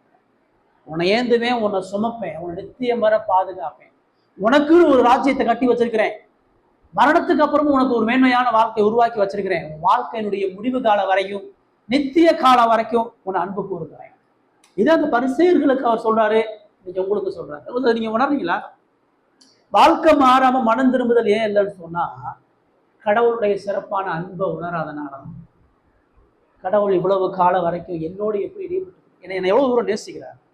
என்னுடைய கீழ்ப்படியாம, என்னுடைய முரட்டாட்டம், என்னுடைய கழகத்தின் மத்தியில அவனுடைய பராமரிப்பு, பாதுகாப்பு, ஆசீர்வாதம், நன்மை, நித்திய தீர்மானம் இது எல்லாம் இருக்குன்றதை உணர்ந்தாதான் நீயான மனம். அதான் அந்த அந்த பரிசுகளை தான் உணரல. ரெண்டாவது, அங்க என்ன நடக்குதுன்னா, அவன் எல்லாத்தையும் செஞ்சு கொடுத்துட்டு போயிட்டான். இப்ப எவ்வளவு உண்மையா வாழணும், எவ்வளவு பெரிய தோட்டம், எவ்வளவு பெரிய ஆலை, எவ்வளவு பெரிய கோபுரம், எவ்வளோ பெரிய வேலி, இது அவன் எவ்வளோ உண்மையா அவன் வேலையை சந்தோஷமா செய்யணும், அவன் கீழ்ப்படிதலோட செய்யணும், மன மகிழ்ச்சியா செய்யணும், எந்த எதிர்ப்பும் இல்லை. ஏதேனுக்குள்ள ஆதாம் மன மகிழ்ச்சியா இருந்தது போல இஸ்ரவேல் கானானுக்குள்ள மகிழ்ச்சியா இருக்கலாம். இந்த ஆலயத்துல இந்த ஆசிரியர்கள் அவ்வளவு சௌகரியங்களை மேன்மைகளை அனுபவிக்கிறார். ஆனா அங்க கொடுத்துட்டு போனதுக்கு அப்புறம் அவங்க வேலை செய்யணும், அவங்க உண்மையா அதனுடைய பலனை கொடுக்கல. கனிகாலம் சமீபத்த பொழுது அவன் அனுப்புற வரைக்கும் இவங்க கொடுக்கவே இல்லை. அவனா வாலண்டியரா காத்திருந்து பொறுத்திருந்து ஆட்களை அனுப்பி எச்சரிக்கிறான். என்ன அவன் வழி தப்பா இருக்குதே, என்ன நீ உண்மையா உழைக்காம இருக்கிற, என்ன நீ பலன் தராம இருக்கிற, ஏன்னா இவ்வளவு அன்பு பாராட்டி உனக்கு இவ்வளவு செஞ்சிருக்கிறேன், என்ன ரிட்டர்ன், என்ன பலனை காட்டிட்டு இருக்கிற, என்ன நன்மை செஞ்சுட்டு இருக்கிற, என்ன ஆவிக்குரிய கனிகளை வெளிப்படுத்தி விட்டுற, ஒன்றும் இல்லை பூஜ்யம். அவன் என்ன பண்றான், ஊழியக்காரங்களை அனுப்புறான். ஊழியக்காரங்க வந்து என்ன சொல்றான், என்னப்பா இவ்வளவு அன்புக்குரிய ஒரு எஜமான் கிடப்பானா, இவ்வளவு பெரிய ஒரு திராட்சை தோட்டத்தை நீ எங்க போய் இனிமேல் வேலை பார்க்க போற, இவ்வளவு பெரிய ஆளையும் வேலையும் கூபுரம் எல்லாம் இருக்குது, யாருக்குமே கிடைக்காத ஒரு சாக்கியம், எவ்வளவு உண்மையா இருக்கணும், என்னப்பா தவறிட்டு இருக்கிற, என்னப்பா கனி கொடுக்காம இருக்கிற, என்னப்பா சோம்பேறியா இருக்கிற, என்னப்பா உழைக்காம இருக்கிற, என்னப்பா பலன் தராம இருக்கிறன்னு சொல்லி அவங்க வந்து கேட்குறாங்க. தெரிஞ்சிருக்கணும், ஒப்புரவாயிருக்கணும். ஐயோ இவ்வளோ பெரிய இடத்துல எவ்வளோ பெரிய வாழ்க்கையை தேவன் கொடுத்துருக்காரு அவங்க நினைக்கணும். ஆனால் அவங்க என்ன பண்ணாங்க, ஒருத்தனை பிடிச்சி, ஒருத்தனை அடிச்சு, ஒருத்தனை கொலை செஞ்சு, ஒருத்தனை கொல்லறிகிறாங்க. எத்தனை பேரை அவன் அனுப்பியிருக்கிறான். ஒருத்தனை அடிச்சு துரத்துறாங்க, ஒருத்தனை கத்தி எடுத்தே குத்துறாங்க, இன்னொருத்தனை கல் அடிச்சு கொண்டு அனுப்புறாங்க. யாரு செய்வாங்க, யாரு இப்படி செய்ய முடியும்? அவங்க செஞ்சு அனுப்புறாங்க. அவன் நன்றியற்றத்தனமா அவன் இருந்திருக்கிறான், அவன் துரோகம் பண்ணியிருக்கிறான். எஜமான் மனம் திரும்புவதற்கான ஆட்களை அனுப்பியிருக்கிறான். ஆனால் அந்த மனம் திரும்பக்கூடிய ஆட்களையும் எச்சரித்த ஆட்களையும் ஒன்று குவித்திருக்கிறார்கள்னு சொன்னா அவங்க என்ன செய்யலாம்? தடவையே அந்த எஜமான் வந்து அந்த தோட்ட புத்தகக்காரனை துண்டாடி அவனை கோர்ட்டுக்கு கொண்டு போய் அவனை அழிச்சு வேற ஒருத்தனை கொடுத்து முடியும். அதான் இயல்பு. இந்த ஸ்டோரியினுடைய இயல்பின் தன்மை அதுதான். அப்படிதான் ஒரு ஓமை முடியும். அதுதான் நேர்மை. ஆனா அங்க என்ன நடக்குது? கல்லறிஞ்சு கொண்டாங்க. பின்னும் அவன் முந்தினவர்களும் அதிகமான வேறே ஊழியக்காரை அனுப்பினான். எவன் செய்வான்? எந்த முட்டாள் செய்வான்? அவனுடைய நிலம், அவனுடைய அர்ப்பணிப்பு, அவனுடைய ஆளை, அவனுடைய இடத்துல அவன் துரோகமா அநியாயமா பலன் இல்லாம இருக்கிறான். அவன் சரியாகணுன்றதுக்காக ஒப்புரவாகுதலுக்கு ஆட்களை அனுப்புனா அந்த ஆட்களை அடிச்சு கொலை பண்ணிட்டான். இனி அவனை எப்படி விட்டு வைக்கிறது? இன்னொரு ஊழியக்காரங்களை யார் அனுப்புவா? ஆனா தேவன் அனுப்புறார். இயல்புக்கு அப்பாற்பட்ட ஒரு சூழ்நிலையை சொல்றார்.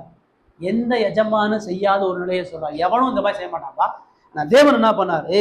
இன்னும் அதிகமான ஊழியக்காரர்களை அனுப்பினார். அவர்களையும் அப்படியே செய்தார்கள். எப்படி செஞ்சாங்க? அதே அவமானம், அதே கல்லடிக்கிறது, அதே கொலை செய்யறது எல்லாம் பண்ணாங்க. யார சொல்றாரு? இஸ்ரவேல் மக்கள் கானான்ல துன்மார்க்கமா வாழ்ந்துட்டு இருக்கும் பொழுது கடவுள் அனுப்பின தீர்க்கதரிசிகளை சொல்றார்.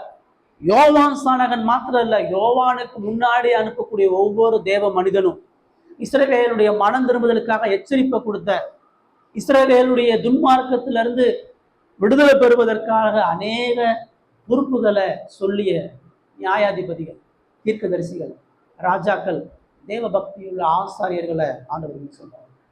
வரலாறு தோறும் யோசுவா காலத்திலிருந்து மல்கியா காலம் வரைக்கும் பலிபீடத்துல கொல்லப்பட்ட சகரியாவை தாண்டிய இறுதி மல்கியா தீர்க்க வரிசை வரைக்கும் தேவன் என்ன பண்ணான்?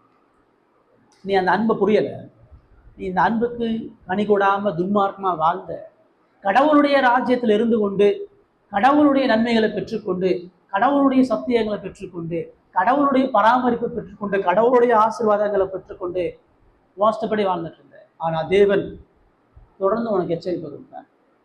அந்த இஸ்ரவேலுக்கு எச்சரிக்கை கொடுக்காத நாளே கிடையாது. ஒவ்வொரு மாசமும் ஒவ்வொரு வருஷமும் தொடர்ச்சியா தேவ மனிதர்கள் போனான். அவங்களுக்கு என்ன பண்ண? எந்த தீர்க்கதரிசியை கேட்டு நீ மனம் திரும்பின?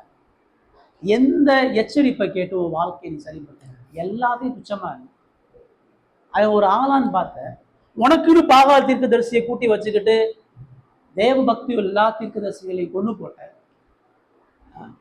எத்தனையோ தீர்க்கதரிசிகள் தங்களுடைய ரத்தத்தை சிந்தக்கூடிய காரியத்தை பண்ணாங்க. எரேமியாவை என்ன குடும்பம் பண்ணாங்க, ஏசாயாவை எவ்வளோ நொறுக்குனாங்க, எலியாவை எவ்வளோ விரட்டினாங்க, எத்தனை தீர்க்கதரிசியை ஒன்றும் இல்லாமல் ஆக்குனாங்க. மிகாயாவை எவ்வளோ துன்பப்படுத்தி அவமானத்துக்குள்ளாக்குனாங்க. இதாவது இஸ்ரவேல் அந்த பரிசேயருக்கு நல்லா தெரியும் என்ன பேசிட்டு வர்ற. முழு இஸ்ரவேலுடைய வரலாற்றையும் சொல்லிட்டு இருக்கிறார். செஞ்ச பாவம் கடவுளுடைய அன்புக்கு எதிரானது மாத்திரமல்ல, கடவுளுடைய தொடர்ச்சியான எச்சரிப்புகளை நீ புறந்தள்ளிட்டே இருக்கிற, உன்னை ஆன் பண்ணிட்டே இருக்கிற. எத்தனை செய்தி உனக்கு சொல்லப்படுது, எத்தனை வழிமுறைகள்ல தேவன் உன் மாற்றத்தை எதிர்பார்த்து கொண்டே இருக்கிறார். நீ அன்புக்கு பாத்திரமா வாழ்ன்ற எச்சரிப்பு வாரந்தோறும் உனக்கு கொடுக்கப்படுது. வாழ்க்கையினுடைய மாற்றம் உண்மையானது அல்ல என்கிற எச்சரிப்பை தேவன் தொடர்ந்து கொடுத்துட்டே இருக்கிறார். எச்சரிப்புகளை புறந்தல்லாத இந்த பகுதி 2வது நமக்கு சொல்லக்கூடிய சத்தியம் கடவுளுடைய தொடர்ச்சியான எச்சரிப்புகள் அசட்ட செய்யா. தன்னுடைய மரணத்துக்கு முன்னாடி அந்த பரிசீலனை தான் சொன்னார், வரலாறு முழுவதும் உனக்கான எச்சரிப்பு கொடுக்கப்பட்டுட்டே இருக்கு. உன் வாழ்க்கையில தேவன் எச்சரிப்பு கொடுத்துட்டே இருக்கிறார். தெரியுமா? உங்க வாழ்க்கை மாறணுன்றதுக்கு தேவன் எவ்வளவு பொறுமையா சொல்லிட்டே இருக்கிறார். எத்தனை முறை உங்களுடைய இருதயம் உடைக்கப்படுது, உங்களுடைய மனசாட்சி குத்தப்படுது, நீங்க தவறா இருக்கீங்க, நீங்க தேவனுக்கு உண்மை இல்லாதவளா இருக்கீங்க. மனம் தருவீங்களா? அதை சொல்றதுக்கு நீ யார்? என்னை எதிர்த்த நீ யார்? என்னை என் பாவம் எதிர்ப்பு நீ சொல்ல முடியும்? என்னை குற்றம் சாட்ட உனக்கு நான் தகுதி இருக்கு? நீ ஓகேமா இருக்கியா? நீ ஒழுங்கா இருக்கிறியா? கடவுள் சொன்னானா? யார் சொன்னானா? என்ன ஆயத்தப்படி வாங்க. எனக்கு எது சந்தோஷம், எனக்கு எது மகிழ்ச்சி, எனக்கு எது நிம்மதி, எனக்கு எது பொழுதுபோக்கு, அதெல்லாம் நான் இருப்பேன். அப்படிதான் வாழ முடியும். இந்த பரிசேயர்கள் வேதப்பாரர்கள் அப்படிதான் இருக்கிறார். ஃபைனலா அவன் அவ்வளவு ஊழியக்காரங்க அனுப்ப எல்லாரையும் கொண்டு போறான். இதுக்கு மேல விட்டு வைக்கலாமா?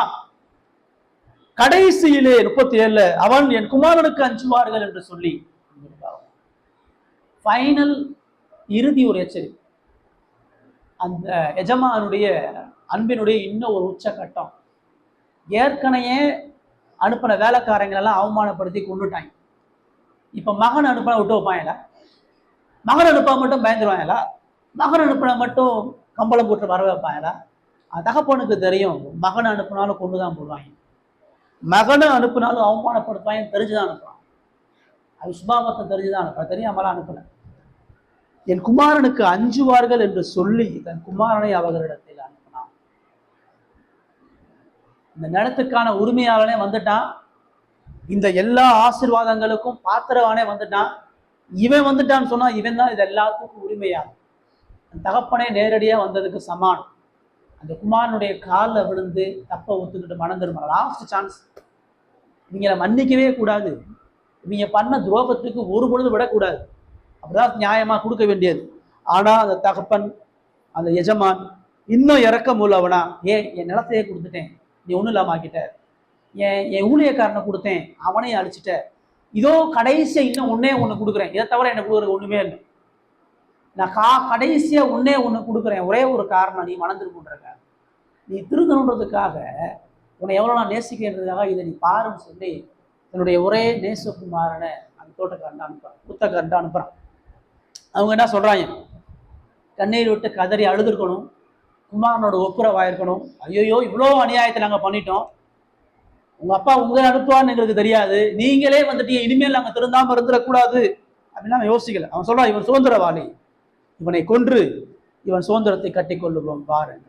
அவங்களுக்கும் தெரியும் இவன் தான் கடைசி, இவனுக்கு அப்புறம் நீ எவனும் வரமாட்டான், இவனை கொன்றுவோம் போது, இவன் தான் இதுக்கு எல்லாம் உரிமையா, இவனுக்கு அப்புறம் அவன்கிட்ட வேலைக்காரன் யாரும் இல்லை, எல்லா வேலைக்காரனையும் அனுப்பிட்டான், இப்ப கடைசியா மகனை அனுப்புறான். இந்த மகனை கொண்டுட்டு அவன் இனிமேல் வரவே மாட்டான், மகனை கொண்டுட்டு அவ்வளவுதான் அதோட வாழ்க்கை முடியுதுன்னு சொல்லி அந்த குமாரனை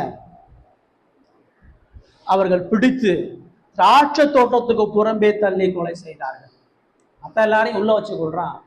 குமாரனை தோட்டத்துக்குள்ள கால் வைக்க கூட விடலை, உள்ள என்ட்ராக விடாம வெளியவே வச்சு முன்னாடி போய் யோசேப்பு தூரத்துல இருந்து வரும்பொழுதே பார்த்து அவனை தூக்கி குழியில போட்டது போல அந்த குமாரன் வர்றதுக்கு முன்னாடியே போய் அவனை அடிச்சு அந்த இடத்துல கால் வைக்க விடாம கொண்டு சேர்ந்து கொண்டு தூக்கி வீசிட்டான். யோமே கேட்குற எல்லாருக்கும் ஒரு பெரிய ஆச்சரியம், ஜனங்களுக்கு எல்லாம் இப்படி நடக்குமா அப்படின்னு யோசிக்கிறாங்க. நான் பரிசேயர்களுக்கு ஏசு என்ன பேசிட்டு இருக்கிறான்னு தெளிவா தெரியும். அவர்களுக்கான எச்சரிப்பு, அவர்கள் மீதான தேவனது அன்பு, கிறிஸ்து அவர்கள் மீது காட்டிருக்கிற எல்லா பொறுமைகளையும் உட்புகுதி சொல்றான்னு தெரியுது. கடைசி வாய்ப்பா தேவன் என்னைய உனக்கு அனுப்பியிருக்கிறார், நீ திருந்துவதற்கான ஒரே ஒரு வாய்ப்பை நான் மட்டும்தான். ஏன் மூலமா நீ இந்த கடைசி வாய்ப்பை புரிந்து உன் எச்சரிக்கை வந்து பணம் திரும்பணும்னு சொன்னா, இதுக்கப்புறம் உனக்கு அழிவை தவிர வேறு எதுவும் நடக்காது. இந்த கடைசி வாய்ப்பை உன் மனம் திரும்புவதற்காக நீ பயன்படுத்தலைன்னு சொன்னா, ஒரு பொழுதும் நீ கடவுளிடத்திலிருந்து இறக்கம் பாராட்ட முடியாது. அவனை பிடித்து திராட்சை தோட்டத்திற்கு புறம்பே தள்ளி கொலை செய்தார்கள். ஏசு அங்கே முடிச்சிட்டார் ரோமே. அதுக்கப்புறம் அவர் ஃபர்தரா போல. அதுக்கப்புறம் என்ன முடிவு வைக்கலாம் அவங்க தான் கேள்வி கேட்கிறார். அப்படி இருக்க திராட்சை தோட்டத்துக்கு எஜமான் வரும்போது தோட்டக்காரை என்ன செய்வான் சொல்லி அவர் கேள்வி கேட்கிறார். நடந்துருச்சுப்பா, இவ்வளவு பெரிய ஒரு தோட்டத்தை கொடுத்து இவ்வளவு நன்மைகளை கொடுத்து வச்சிருந்தான், அவனுக்கு உண்மையா இல்லை. இவன் ஒவ்வொரு வேலைக்காரனா அனுப்புனா எல்லாரையும் அடிச்சு கொண்டு தோசம் பண்ணிட்டானுங்க, மனம் திரும்பவே இல்லை. கடைசி அவன் மகனையே கொடுத்துட்டான், மகனையும் அடிச்சு நிர்வாணப்படுத்தி ஒன்று தோட்டத்தை வெளியே போட்டாங்க. இப்போ என்ன செய்யலாம்? இந்த கதையை எப்படி முடிக்கலாம்? நீயே முடிவு, நீயே இந்த கதையை எப்படி முடிவு பண்ணலான்னு சொல்லு. குமாரனை கொண்டவனை மன்னிக்கிறதாங்க நல்லதுன்னு சொல்லலாம்ல. என்னங்க இவ்வளவு பொறுமையா இருந்த அந்த தகப்பன் கடைசி வரைக்கும் பொறுமையா இருந்துட்டு போயிடலாமே. இல்லைங்க இன்னும் ஒரே ஒரு முறை குமாரனை கொண்டுட்டாலும் பரவாயில்ல, அவனை மன்னிக்க சொல்லுங்கன்னு சொல்லலாம்ல. அவர் அவங்கள பத்தானே பேசிட்டு இருக்கார். ஆனா அவன் சொல்லல. அவன் வாயில ஜட்ஜ்மெண்ட்டை நியாயத்திற்கு அவன் வாயிலே சொல்றான். நீ சொல்லு என்ன செய்யலாம். அவங்க ரொம்ப தெளிவா சொல்றாங்க. அந்த கொடியரை கொடுமையாய் அழித்து அவனை கொண்டுட்டு ரொம்ப சிம்பிளா சொல்லல. அவன் அவ்வளோ கொடிய நானே சொல்றான். அவன் துன்மார்க்கம் கிடையாது, அவன் பாவி கிடையாது, அவன் அக்கிரமக்காரன் கிடையாது, அவன் கொடுமையானவர்கள். அந்த தோட்டக்காரர்கள் அதை வேலை பார்க்குறவங்க கொடுமையான தன்னை தான் சொல்றான். நாங்க கொடுமையாளர்களாக இருந்தாலும் பரவாயில்லன்னு சொல்றோம். தோமையில மூணாவது அவர் என்ன சொல்றாருன்னு சொன்னா, கடவுள் உனக்கு பாராட்டின கிருபை நன்மைகள் நீ உணராதனால, தொடர்ந்து மனம் திரும்பாம கடவுளுடைய எச்சரிப்பை நீ புறக்கணித்து வாழ்றனால நீ செய்யக்கூடிய பாவம் தேவனுடைய நேச குமாரனே கொன்று போடுகிறது என்பதை மறந்துடாது. பரிசேயர்களுக்கு சொல்றாரு, உன்னுடைய இருதய கடினம், நீ வெறுமனை அதிகாரத்தை எதிர்க்கல, என் ஓமை எதிர்க்கல, என் உபதேசத்தை எதிர்க்கல, என் வழிமுறையை எதிர்க்கல, தேவன் தனது அன்பினுடைய உச்சமாக என்னை அனுப்பி உன்னை திருத்துவதற்காக கொடுத்த குமாரனையே நீ கொல்றது ரெடியாயிட்ட. இப்ப அதான் அவங்களுடைய இருதயம். இப்ப அவங்க இருதயம் எல்லாம் இயேசுவை எப்படி கொல்றது, அதுக்குதான் வந்து கேள்வி கேட்டாங்க. இயேசு அழிச்சு சிலுவையில ஏற்றுடைய நோக்கத்தோட தான் வந்து நிற்கிறான். ஏன் சொல்றா அது நடக்கும்ன்ற, நீ கொன்றுவ, குமாரன் தாட்டத்துக்கு வெளியே கொல்லப்படுவான், அதை நானே உனக்கு சொல்றேன், என் ஜீவனை நானே உனக்கு கொடுக்குறேன். இப்ப நான் வந்து உனக்கு இந்த அன்பை சொல்றேன்ல, நீ இந்த ஓமைக்கு அப்புறம் என்னை இன்னும் தீவிரமா அடிச்சு நிர்வாணப்படுத்தி என்னை கொலை தான் செய்யக்கூட. ஆனா முடிவு அது கிடையாது. என்னை சிலுவையில ஏற்றுறதல்ல முடிவு, நான் சாகிறதல்ல முடிவு. அதுக்கப்புறம் ஒரு முடிவு இருக்கு. அந்த முடிவு என்னன்றதை நீ ஏன் சொல்லுன்றதான் அவர் அங்க சொல்லி முடிக்கிறார். மூணாவது இந்த ஓமை நமக்கு என்ன சொல்றதுன்னு சொன்னா, முதல்ல கடவுளுடைய அன்பை உணரணும், கடவுளுடைய எச்சரிக்கைகளை அசட்டை பண்ணக்கூடாது. பாவம் கிறிஸ்துவை கொன்றது என்பதை ஒருபொழுதும் மறக்கக்கூடாது. பாவம் கிறிஸ்துவையே கொன்றது. இந்த ஓமையில ஆண்டவர் சொன்னாரு, நீ கடினப்படும் பொழுது, நீ நிராகரிக்கப்படும் பொழுது தேவகுமாரனையே நீ காலில் போட்டு விதிக்கிறவனாக மாறுகிற. இருதயத்தை கடினப்படுத்தி பாவத்துல தொடர்ந்து வாழ்றவன் இயேசுவுக்கு பாவம் என்ன செஞ்சுன்றதை மறந்துடாது. அதான் சரி. அந்த புத்தகக்காரன் குமாரனையே கொண்டு போட்டது ஜீரணிக்க முடியாத ஒரு பாவம். தோட்டத்தை அழிக்கிறது ஒண்ணு, தோட்டத்தினுடைய வேலைக்காரனை கொள்றது ஒண்ணு, ஆனா தோட்டத்து எஜமானுடைய குமாரனை கொள்றது வேற. எஜமா வந்தா கூட அவனை கொன்றா கூட கதை முடிஞ்சு எஜமானோட முடிஞ்சு. ஆனா அந்த அந்த எஜமானுடைய தகப்பனுடைய இருதயத்துக்கு ஏற்ற நேசகுமாரனை கொள்றதுன்றது எஜமான கொள்றதை விட பெரிய பாவம். எஜமானுக்கு நேசத்துக்குரியதை கொள்றது மகா ஆபத்தானது. இயேசு தான் சொல்றாரு, நீ செய்யக்கூடிய பாவம் குமாரனை கொள்றது. உங்களுக்கு தெரியுமா, நீங்க பாவத்துல வாழும் பொழுது ஏச காலில் போட்டு மிதிக்கிறீங்கன்னு தெரியுமா? உங்களுடைய ஒவ்வொரு பாவமும் சிலுவையில ஏற்றி கொன்றதுன்னு வர்றீங்களா? இன்னொன்னு, பாவத்தோட வல்லம் பாருங்க, பாவம் தேவகுமாரனையே அவமானப்படுத்திருக்கு. பாவம் இயேசுவையே சிலுவையில வச்சு கொன்றிருக்கு. உங்களை விட்டுருமா? நீங்க பாவத்துல தொடர்ந்து இருக்கும் பொழுது எந்த விலையும் செய்யாம போறீங்களா? இயேசு மேல வைக்கப்பட்ட பாவத்தை இயேசுவே காப்பாற்ற முடியல. பாவம் இயேசுவை மண்டியில வச்சிருக்குது, பாவம் இயேசுவை கண்ணீர் விட வச்சிருக்குது, பாவம் இயேசுவை தரையில மூங்குப்புற விட வச்சிருக்கு, பாவம் இயேசுடைய கையை கட்டிருச்சு, பாவம் இயேசுடைய விழாவை துப்பிருச்சு, பாவம் அவருடைய தலையை உடைச்சிருக்கு, பாவம் அவருடைய முதுகை கிழிச்சிருக்கு, பாவம் அவரை முழுமையாக உச்சநிலையிலேருந்து உள்ளங்கால் வரைக்கும் அவமானப்படுத்துது. பாவம் தித்தி ஆக்கினி இயேசு மேல சுமத்திருக்கு. உங்களை விட்டுருமா? நீங்க பாவத்துல வாழ்றது ஆண்டவர் மன்னிச்சுட்டு போயிடுவாரா? கடந்து போயிடுவாரா? விட்டுட்டு போயிடுவாரா? சத்தியத்தை அறிந்து பாவத்தில் இழைத்திருக்கிறது போல கொடூரமான செயல். இயேசுவை தெரிஞ்சு துணிகரமா பாவத்துல வாழ்றது கூட மிகப்பெரிய அழிவு வேறது. குமாரனை ஏற்றிய பாவம் உங்களை சும்மா விடாது, உங்களை விட்டு விடாது, உங்களை நியாய தீர்ப்புக்குள்ளா கொண்டு வராம விடாது. நியாய தீர்ப்பு அவர் தான் வாயால சொல்லலை. நாலாவதா அவங்க கிட்ட கேட்குறாங்க, முடிவு என்னப்பா? முடிவு என்ன நீ சொல்லு. அவங்க சொல்றாங்க, கொடுமையானவர்கள், அவர்கள் மன்னிப்புக்கு பாத்திரவான்ங்க, அவனை விடுதலை பண்ணக்கூடாதுங்க. அவ்வளோ தேசத்தை அழிச்சு கூலியக்காரனை கொண்டே குமாரனை அழிச்சவனை கொடூரமா அழிக்கணும். அவனை கொடூரமா தண்டிக்கணும். அவனை கொடூரமா அழிச்சு ஏற்ற காலங்களில் கனிகளை கொடுக்கத்தக்க வேறே தோட்ட குளத்தில் குத்தகையாக கொடுப்பான் அப்படின்னு. அதான் நடக்க. நீ என்ன சொன்னியோ அதான் உனக்கு நடக்க. நீ குமாரனை நிராகரித்து முடிக்கும் பொழுது உன் பாவ வாழ்க்கை பிதாவின் மூலமா நீதியா நியாய தீர்ப்பு உன்னை குதிரமா அடிக்கணும் கூடாது. நீ மனம் திரும்பாம இருதய கடினத்தோடு பாவத்துல தொடர்ந்து இருந்து எச்சரிப்பு புறந்தள்ளி பாவம் இயேசுக்கு என்ன செஞ்சாலும் பரவாயில்ல, என்னுடைய சந்தோஷம் தான் முக்கியம், நீ வாழும் பொழுது பாவம் உன்னை அழிக்காம விடாது. விதைச்சதுக நீ அறுக்காம மனம் திரும்ப முடியாது, மீட்கப்பட முடியாது. முடிவு அழிவு. இந்த ஓமையினுடைய முடிவு அழிவுன்னு அவர் சொல்லலை, அவங்க தான் சொல்றாங்க. அவங்க தான் இப்படி உண்மை நிராகரிச்சா இப்படி நாங்க மனம் திரும்பலாம், நீங்க எங்க அழிச்சு போட்டுருங்க, எங்களை கொடுமையை அழிச்சு போட்டுருங்க அப்படின்னு சொல்லி சொல்றாங்க. உணர்றீங்களா? உண்மையாகவே நம்ம இயேசுவை அறிந்திருக்கிறோம், இயேசுவை பின்பற்றுகிறோம், மனம் திரும்பணும்னு சொன்னா கடவுளுடைய அன்பை உணரணும். ஒவ்வொரு நாளும் ஒவ்வொரு வாரமும் தினந்தோறும் இரவு நேரத்துல வந்து காலையிலேருந்து இரவு வரைக்கும் எவ்வளவு துரோகம் பண்ணியிருக்கிறோம். அவர் எவ்வளவு நம்ம சிறப்பான வேலை போட்டு பாதுகாத்து நேசிச்சு வச்சிருக்கிறார், எவ்வளவு எச்சரிக்கிறார், எவ்வளவு பாவங்கள் தொடர்ச்சியாக எச்சரிக்கப்படுகிறது, எவ்வளவு பாவங்கள் மனம் திரும்புதலுக்கு ஏதுவா நம்மளை கொண்டு வருகிறது. கிறிஸ்துவனுடைய பாடுகளை பார்க்கும்போது தான் மனம் திரும்புதல் ஏற்படும். நிலைத்திருக்கிறது ரொம்ப ஆபத்து. 40 46 3வது வாசம் ஃபைனலா.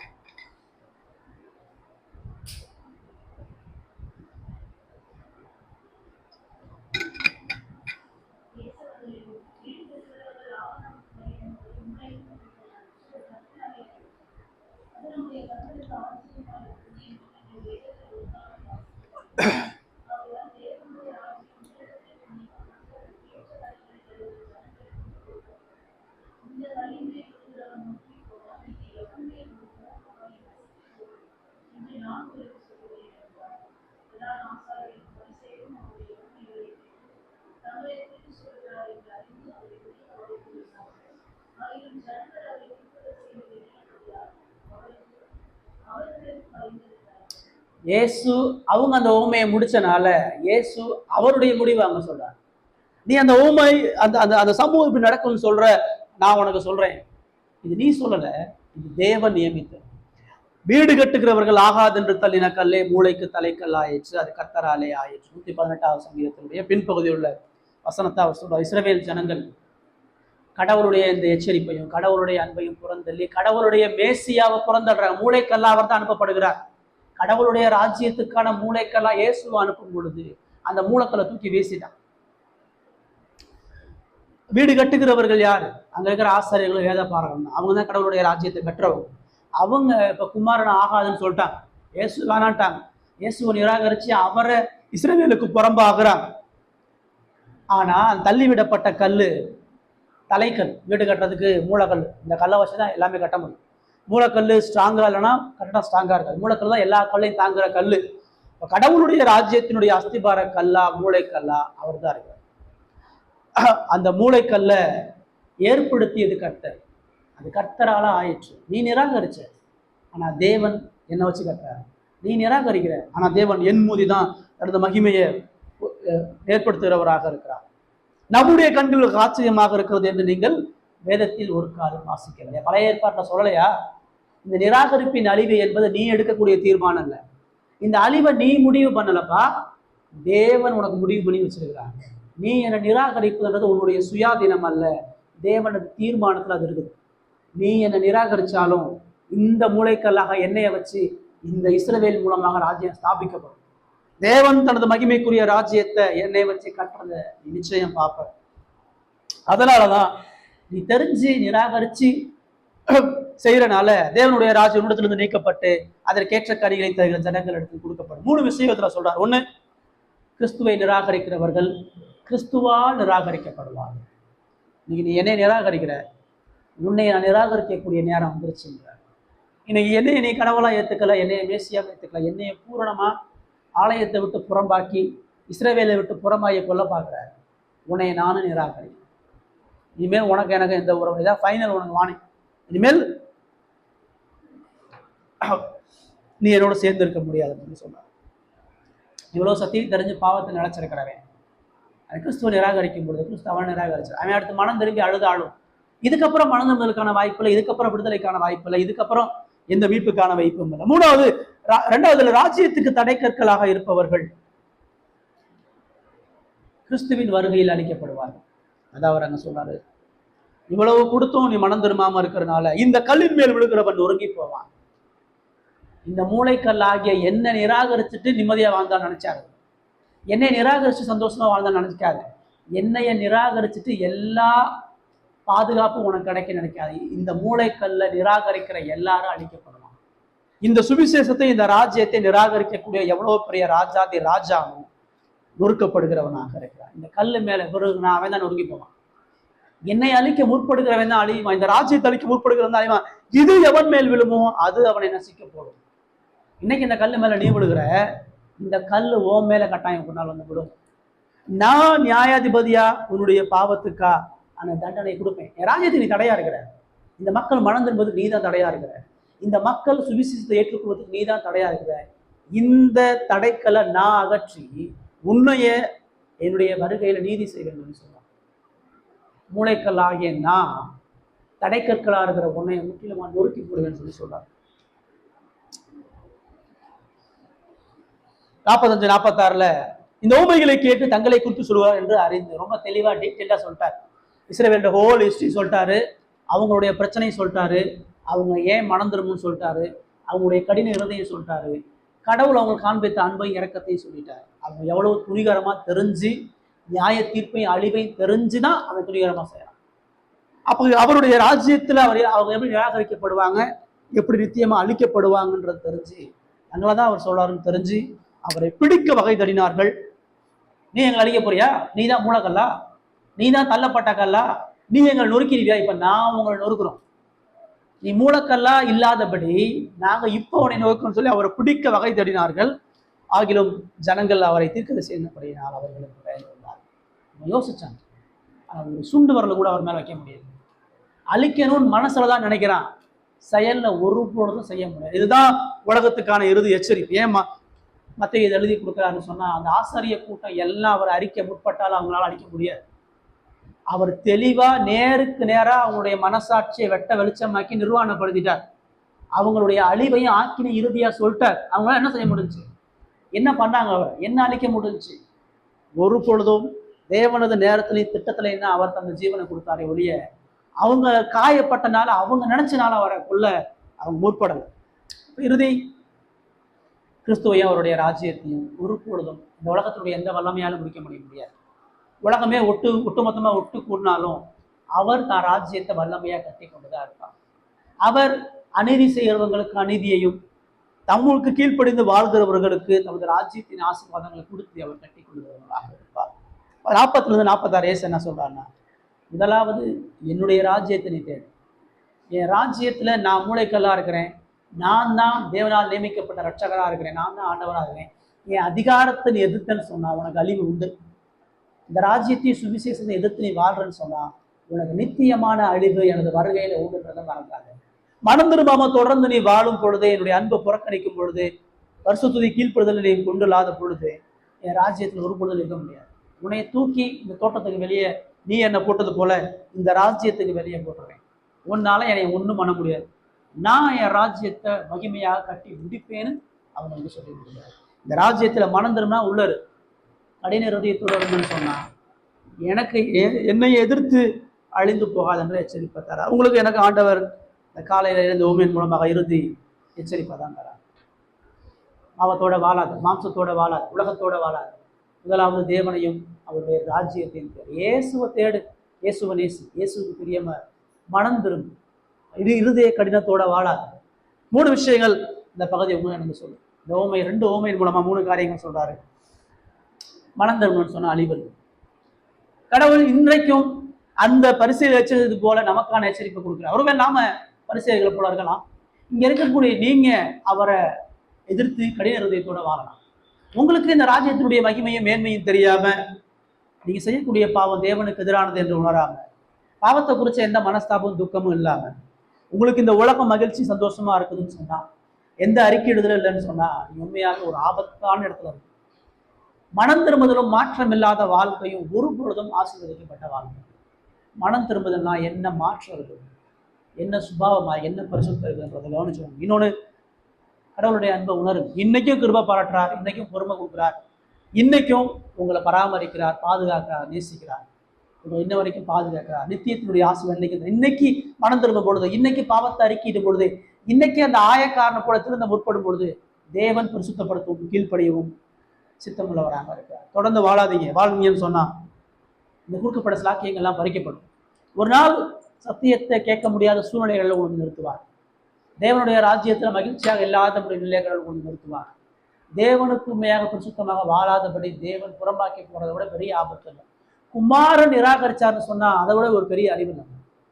இயேசுவால நீங்க அன்பு கூறப்படலை, இயேசுவால் நேசிக்கப்படலை, இயேசுவால காப்பாற்ற முடியாத ஒரு நிலைக்குள்ளாக நீங்க போறதை விட மிகப்பெரிய அறிவு வருது. இந்த இயேசுக்கு பயப்படும், இந்த இயேசுக்கு கீழ்ப்படுங்க, இந்த இயேசுவை நேசிங்க, இந்த இயேசு உண்மையா தேடுங்க, அவருடைய ராஜ்யத்துக்குரிய காரியங்களை தேடுங்க. கர்த்தர் நம்மை ஆசீர்வதிப்பார்.